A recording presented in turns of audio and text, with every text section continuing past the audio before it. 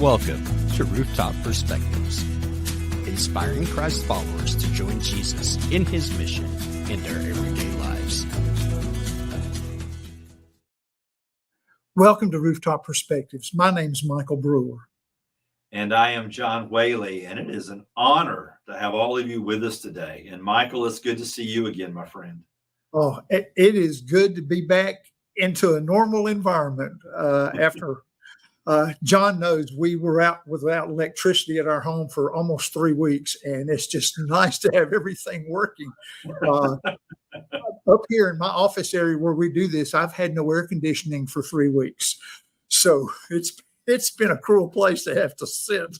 But now, and John and I are glad that you've joined us today. John and I constantly are praying that God will use Rooftop Perspectives to inspire you as you join Jesus in his mission where you live, work, and play, and as you're making disciples who make disciples. But today's episode is quite different from what we usually do. Over the next few weeks, John and I are not going to be sharing guest interviews where we have a wonderful guest and then we share takeaways and things that are pertinent to what it means to join Jesus. But rather, we're going to ask ourselves over the next few weeks, what does it really mean to join Jesus in this mission? So we're going to take a look at conversations about answering the question, what is Jesus' mission? What does joining Jesus in his mission look like? And what are the paradigm shifts that need to happen in our lives for us to be able to join Jesus in his mission? Mm. And that last question, I think, is so critical. Yeah. I was thinking, really, probably several months ago, I was thinking about, what is the one word that describes the rooftop? And the word that kept coming back to me, Michael, was the word realignment.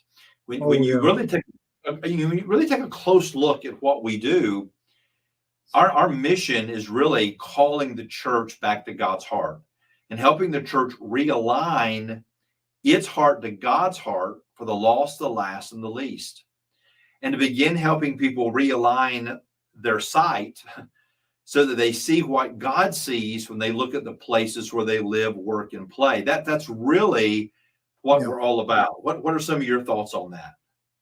Well, I think for me, I have a sign I gave my wife, Dana. She always has confessed that she's bad about overthinking everything. And so I gave her a little plaque. It's about this big. It says, "Excuse me while I overthink this." And I think in the church, we've gotten so worried about academics and how do you define this term and how do we redefine and focus on our theology and our practice, that we've gotten away from something that's very simple. Yeah. Be holy. I love you. I'm calling you to myself. I want you to be in my presence. And as you're in my presence, I'll speak my will, my way, my peace, my strength, and my direction into your heart and mind. And I think we've gotten so busy about overthinking what it means to worship, what it means to be conservative or all those words we use, that we've moved ourselves away from the true meaning of worship, which is simply to come into his presence and to adore him. And out of that overflow will come the direction for our lives. Yeah. And that's what we need to realign, just to get back into his presence. Yeah, because everything flows out of his presence and being in his presence. I mean, this is Jesus going back to John 15, abide in me, remain in me. And one of the translations I love of John 15:4 for abide is make your home in me. Ooh, that's rich. And it's out of that the more we make our home in Jesus, the more our lives become realigned to him. Yeah. And the idea is that we're to be filled with him. Right. We're not to be filled with ideas. We're not to be, be like Jesus. Be like Jesus. I mean, what we should have kept those bracelets and made bigger placards that said, "What would Jesus do?" Because that's the ultimate question for me as a believer. What would Jesus think about this? What would Jesus say in this situation? What would Jesus do? Exactly. And that means I've got to be so in tune with him that I hear his voice speak into my head and into my heart and into my life. That means opening his word. And when I open his word, I'm expecting to hear from him, not only about the big things, but about today. Where do I need to be today? Who do I need to see today? What do I need to say? What do I need to say to my wife today, my children today? What about just today, Lord? Let's handle it. Because Jesus said it, today has enough. Don't even worry about tomorrow. Today has enough to deal with. Be yoked to me and you'll be okay. Yeah, and I think about Galatians 5. I think it's verse 25, where Paul says, "Keep in step with the Spirit." And what's happened in the church, we've gotten so out of step. But what's sad is, Michael, is how many people don't realize how out of step we are, or that we're not even out of step. I mean, it's amazing how many Christians don't even realize we need realignment. I think most people do. I think most people realize there's an issue in the church today that we are desperately in need of revival. And we're talking about biblical revival that's marked by humility and brokenness and deep repentance, a revival that drives us out of our walls of our buildings to engage people with the gospel. But there are still people that are like, I think everything's pretty cool. When they hear the word revival, they don't think about the church. They take revival as being something about all the lost people and how bad and chaotic the world is. Yeah. And the world's chaotic and horrible and got bad, dark things happening, but they're sinners. They're lost. The world is acting like lost people act. The problem is in the church where saved people are acting like how lost people act. Yeah. Petty, jealous, this is mine. We've claimed ownership for a lot of stuff that we can't even get a deed to because that's in Jesus's hand. Yeah, it's amazing, because there are a lot of people that don't realize the state of the church today in our nation. And the reason the world is so chaotic is because we somehow stopped being salt and light. Yes. And if you're watching this or listening to this, and you're one of the ones that's maybe you're not aware of just how out of alignment we are as the church. A book came out recently called The Deconstruction of Christianity by Alyssa Childers and Tim Barnett. And you and I have a mutual friend, Doug Small. And matter of fact, Doug and Larry Lane right now have an amazing new podcast called Conversations About the Congregation in the City, which are it's powerful podcast. But based, a few weeks ago, Doug shared these stats about the state of the church and our desperate need for realignment. And this was some of the stats. Really, this came out of, I found out later, a Ligonier study that was done by Ligonier Ministries. But what they discovered, and this is evangelicals, they discovered 43% of evangelicals believe that Jesus was a great teacher, but not necessarily God. 56% believe God accepts the worship of all religions. 38% believe religious belief is a matter of personal opinion. In other words, truth is relative. There are no absolutes. Yeah. And then this is the one that just really blew me away. 50% believes that God adapts to us. Wow.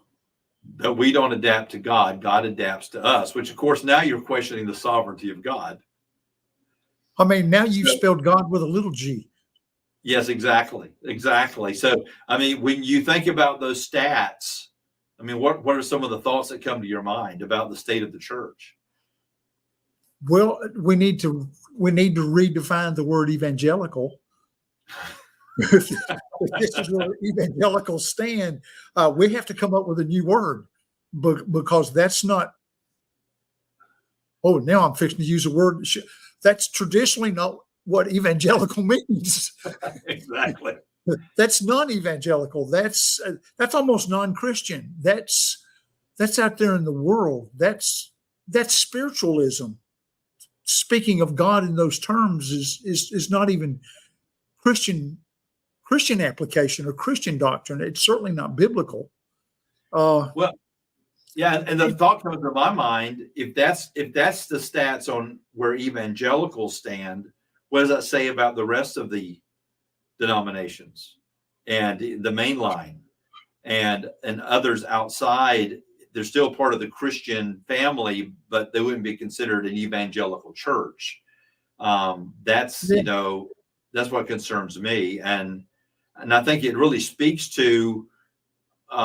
I heard somebody recently say, the problem in the world is that we've been colonized by the world as the church. Oh gosh, that's a powerful statement, and you can see it. You can see it in today. I mean, here we are, mainline denominations who are celebrating Pride Month, and they're having. I mean, we've so compromised the truth where we're called to love the most unlovely. We're called to care for the downtrodden, the least, the last, the lost. That's our part of our mission. Is Jesus reached out to those? He said, "I've come for those that are sick. I've come for those that need me. I'm here because they need me, and they don't even know they need me." And we've got mainline denominations that have so moved over that this whole thing, God is love, that they've just left off God is holy.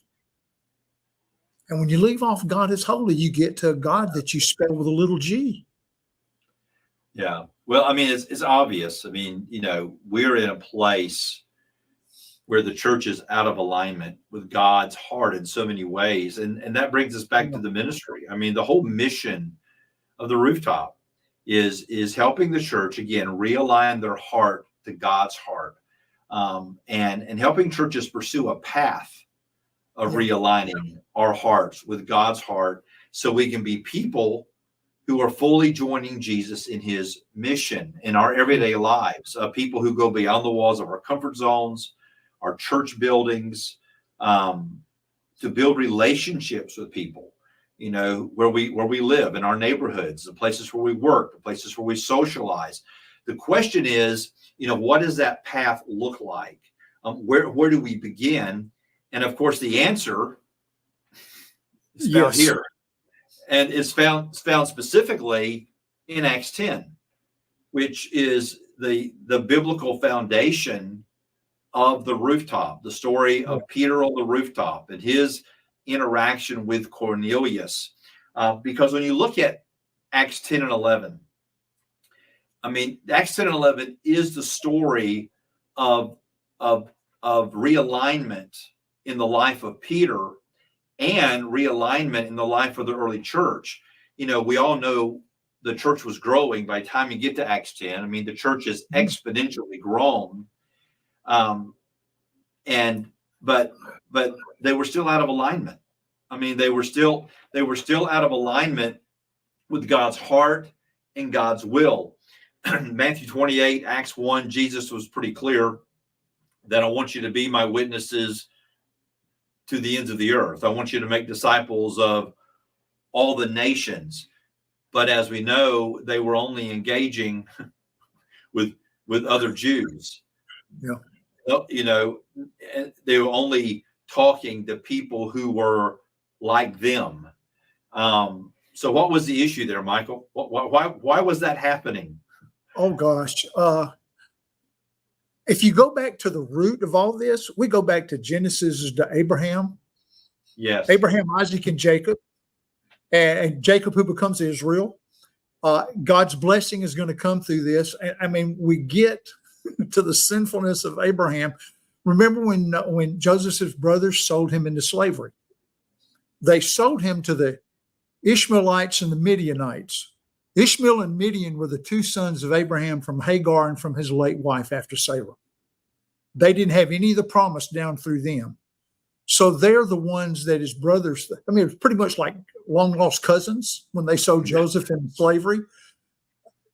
Then you've got the whole thing with what happened when the kingdom fell and the Assyrians came in, and they forcefully took people out and then brought other people in to resettle in the area of Samaria. So anybody that wasn't pure in their mind, pure from the line of promise of covenant, they forgot that the covenant to Abraham was, you will be a blessing to all nations. The sands of the sea and the stars of the sky, the whole, you go back into that. And so there's been this history of anger, resentment, warfare, everything with other people who were not of the line of Abraham, Isaac, and Jacob.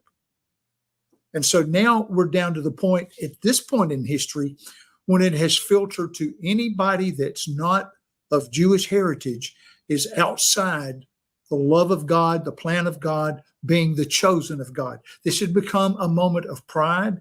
It had become man-made rules and regulations because they were so, coming out of the Babylonian fall, they were so afraid they were going to do something to make God mad again. They decided, we'll insulate ourselves from the rest of the world and make so many rules and laws that help us to keep every jot and tittle. And what they did was they abhorred God's true meaning. And so they became this people that believed they were the only ones. They truly believed that when Jesus resurrected from the dead and all the promises he gave them, what happened in Acts 1:8, what happened again at Pentecost, that all of that was for them. And it wasn't something that was for them that they could share with everybody else. It was for them so they could share it with them. And that's the reason we're at a point that they don't, this into the uttermost parts of the earth to them was to all the Jews wherever they are. It wasn't into all the other people. It was into all the geographical locations where we can find more Jews because we are the chosen people. And in so doing it, it got to the point it wasn't just enmity. There was everybody else is subclass. Everybody else is the not chosen. Exactly. And considered completely unclean. And therefore, you are not to associate with them. And we still see that in the church today. Unclean, unworthy, unapproachable, don't even come in our building. And that's where we are. Yeah. And the church still has that problem today. But for the early church, that was a huge issue until you get to Acts 10, because nobody was talking to the Gentiles because the Gentiles were unclean. They were not of the Jewish, there were Gentiles who had become Jews. They'd converted. Yep. They had converted, but there's nobody sharing the gospel with the Gentiles in the sense of them becoming a follower of Christ, because to do that would associate with the unclean. We still see that today. And of course, we see that all the time, even in the church today. Prejudice is still around. We still have that so strongly in churches today. But what happens in Acts 10, God confronts that issue head on. And he uses a Gentile, a centurion who desires to know God, but he doesn't know God. He's seeking God, and he uses him to get the ball rolling.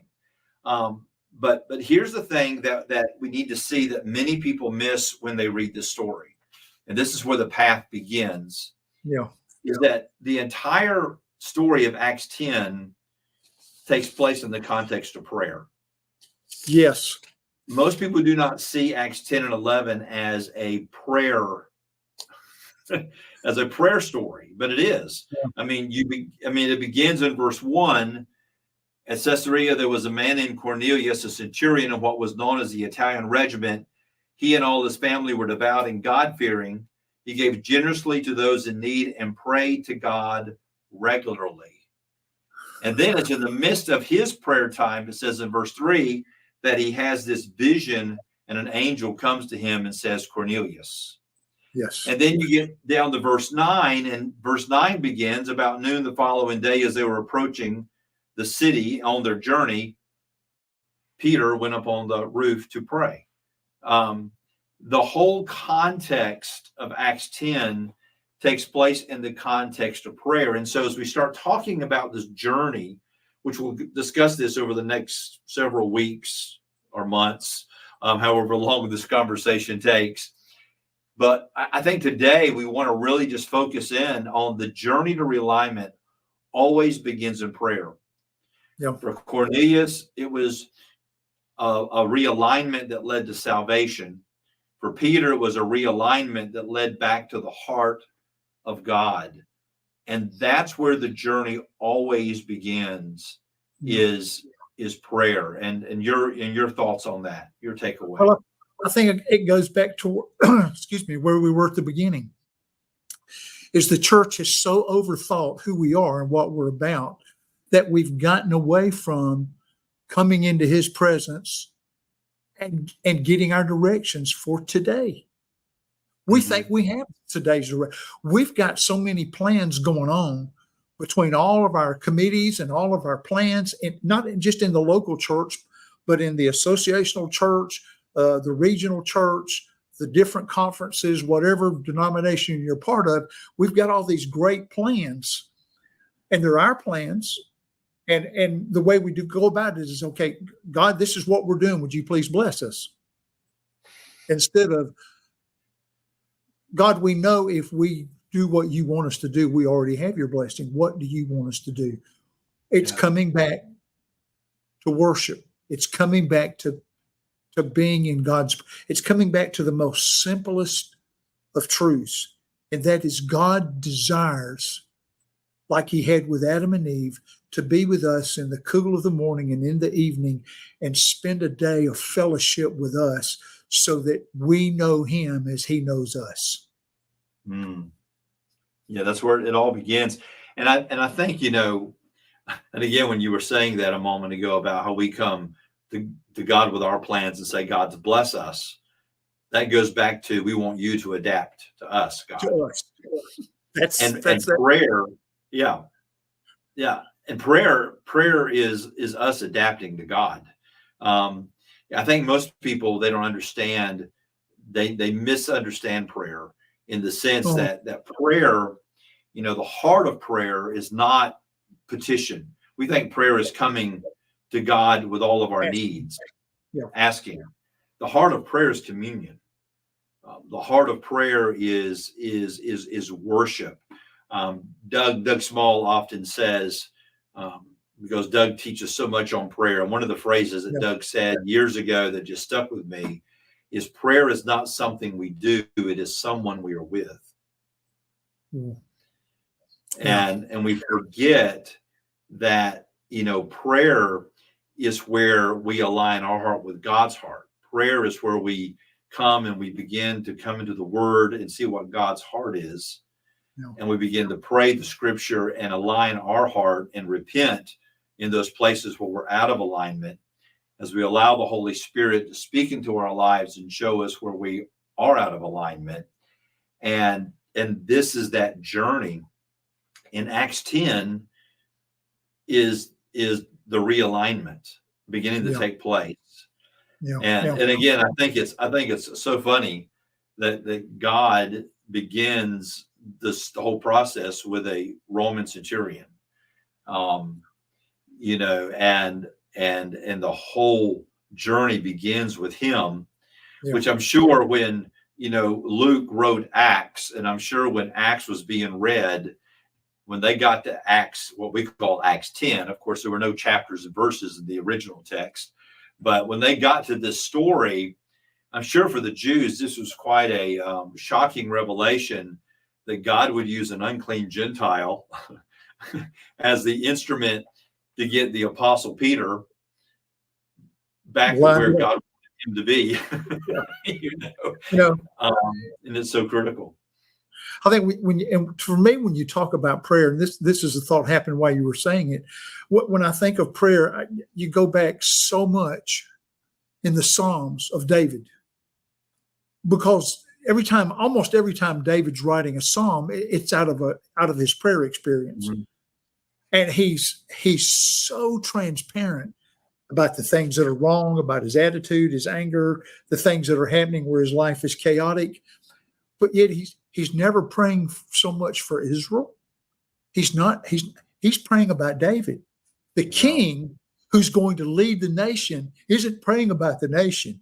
He's praying about David. David's hurts, David's needs, David's enemies, because he saw himself. The definition and defining sentence about David is he was a man after God's own heart. Yeah. That's what we need to be doing. We need to be men and women after God's heart. And that's what our prayer should be, is reaching, searching, straining as hard as we can with everything in us to so be in his presence and so sensitive that we hear God's heart. That's fantastic. That's good. And that's a good place for us to probably wrap up the conversation and pick up next week. And what does that look like? What does that look like to be a man or a woman after God's own heart? And because that's the beginning, because that's exactly what happens in Peter's life, as we'll see. Because of his encounter with God on a rooftop, Peter begins to become more and more the man after God's own heart, because God's heart is always people and people coming to know him. And that's the greatest realignment I think we need in the church today, is the fact that we have forgotten the mission. We've made the mission, as we've talked about today, so many other things that are good things. They're not bad things, but it's not the main thing. Or the best thing. Mission is go make disciples who make disciples. Yeah. That's the mission. And so we'll continue this conversation. I think that's a great place just to kind of leave it hanging.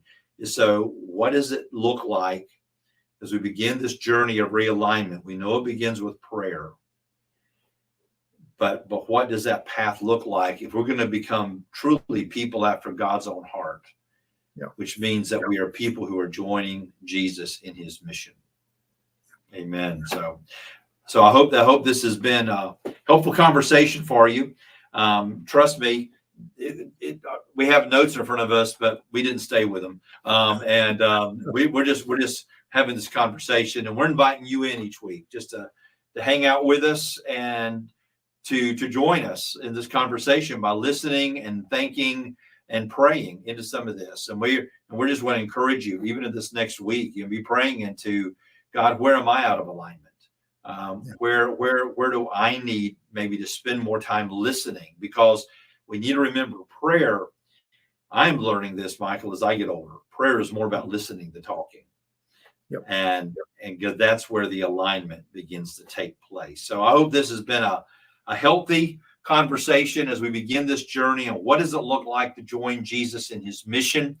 And we hope that you will, take time to tell others about Rooftop Perspectives, that you would share this, that you would like it if you're on Facebook or YouTube. And if you haven't subscribed yet to the Rooftop TV YouTube channel, please do so and hit that little bell, which will give you the notification every time something is released, not just one of our podcasts or maybe a video from one of our pioneers. Every time a new video or anything is released on the channel, you'll get a notification of that. And we encourage you to share this with others. And if you want to know more about the ministry of the Rooftop, just go to our website, therooftop.org, to learn more about how you can become a part of this global movement that's making 1 million disciples in 100 countries. And so we're just thank you for just taking time to join Michael and I in this conversation. And join us again next week as we pick up and we begin talking about this whole idea of being men and women after God's own heart as we pursue this path of realignment so we can truly join Jesus in his mission. God bless. Have an amazing week.